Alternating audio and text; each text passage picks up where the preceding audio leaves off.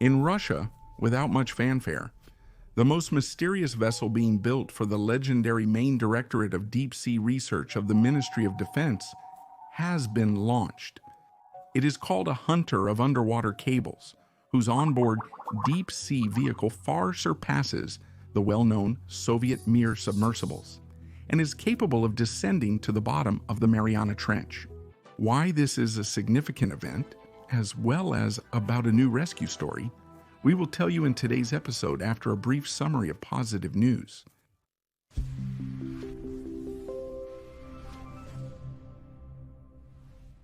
The Soyuz 2.1, a launch vehicle with the Progress MS-31 cargo spacecraft, successfully launched from the Baikonur Cosmodrome. Another batch of Su-35S fighter jets has been delivered to the troops. A 12 billion ruble seamless stainless steel pipe plant opened in Sverdlovsk Oblast. In Kursk Oblast, a valve and control equipment facility launched. A 1.5 billion ruble household chemicals plant opened in Chekhov. A stone processing plant opened in Karelia. In Nizhny Tagil, a waste sorting complex launched. Stavropol Krai established a large pig farming complex. Chuvashia opened a greenhouse complex. The Russian team took first place, winning 4 gold and 2 silver medals at the International Geography Olympiad.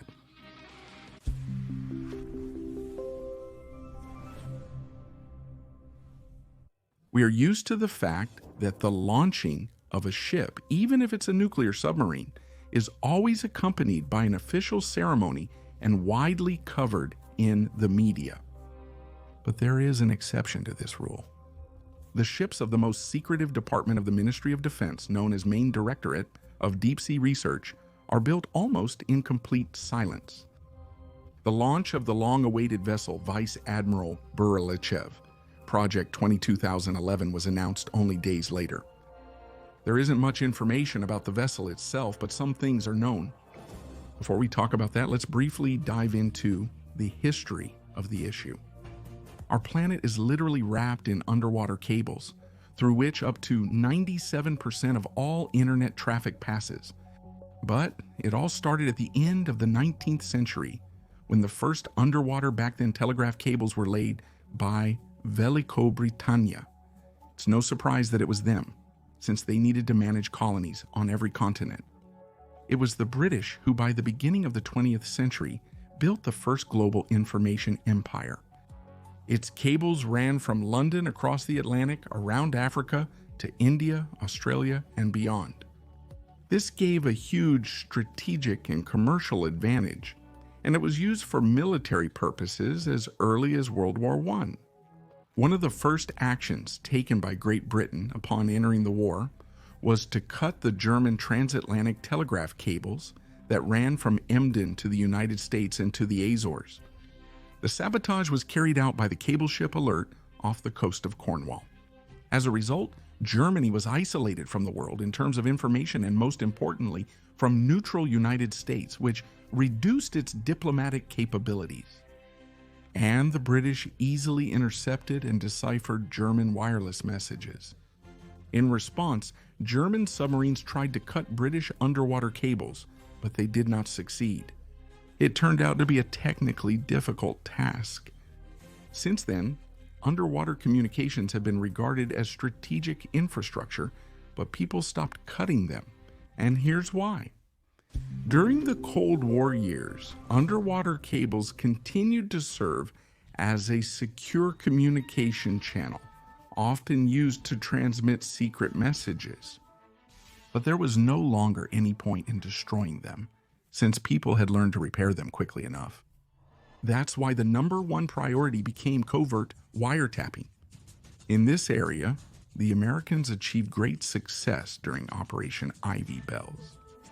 They managed to secretly install a special device on a Soviet underwater communication cable in the Sea of Okhotsk, which connected the main base of the Pacific Fleet in Petropavlovsk-Kamchatsky with the command on the mainland. Thanks to this, the Yankees obtained a lot of important information. And they would have gotten even more if it weren't for the betrayal of National Security Agency employee Ronald Pelton, who sold the details of the operation to the KGB. Since then, all sides have strengthened measures to protect the cables, and a real secret underwater war has unfolded in the world, which continues to this day. Western countries accuse Russia of exactly what they themselves are used to doing, trying to tap and cut cables. The main target of the accusations remains unchanged. Main Directorate of Deep Sea Research, the Main Directorate of Deep Sea Research, for whose interest the Project 22,011 vessel is being built. So what is known about it?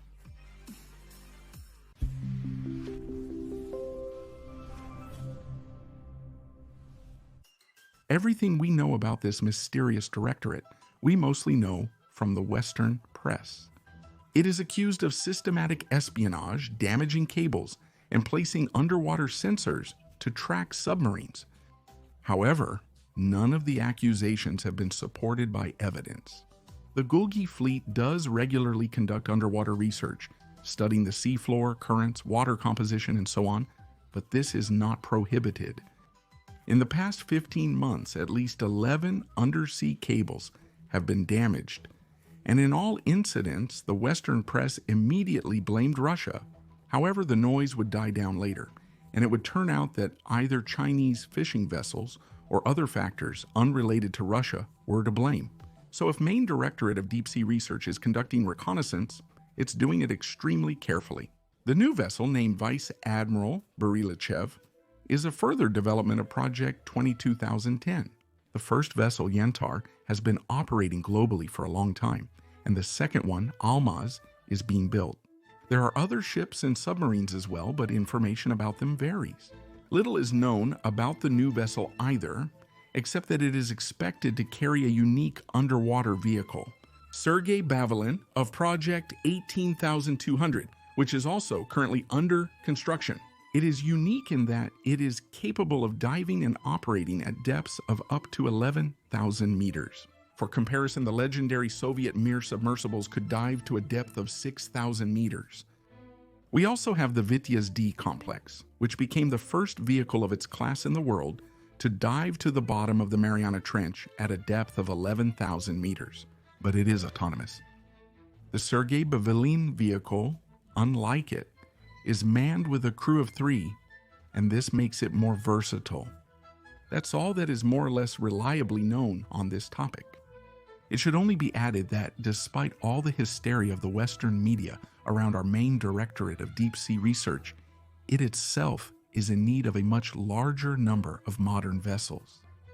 However, nowadays vessels are turning more into carriers of underwater drones, which can accomplish certain tasks more covertly and efficiently. But that's a different topic, and we'll talk about it separately. For now, let's congratulate everyone involved on completing an important stage in the modernization of the Russian research fleet. The country's proud of you. Next, the announcement. The crisis in relations between Russia and Azerbaijan is once again causing some people confusion. Our diplomacy traditionally responds softly. Why? Why is it that in every situation where we need to show toughness, we limit ourselves to expressing concern and other ritual actions instead of taking real tough measures? Actually, we only see part of the picture, the part that relates to public diplomacy, but there is also a non-public component, and that's usually what really makes the decisions. Thanks to a combination of soft public actions and tough non-public measures, Russia successfully resists all attempts to isolate it and does not fall for provocations. Who now remembers the crises in relations with Belarus, Kyrgyzstan, or Georgia? All of them have been resolved by Russia, mostly behind the scenes, and it will be the same with Azerbaijan.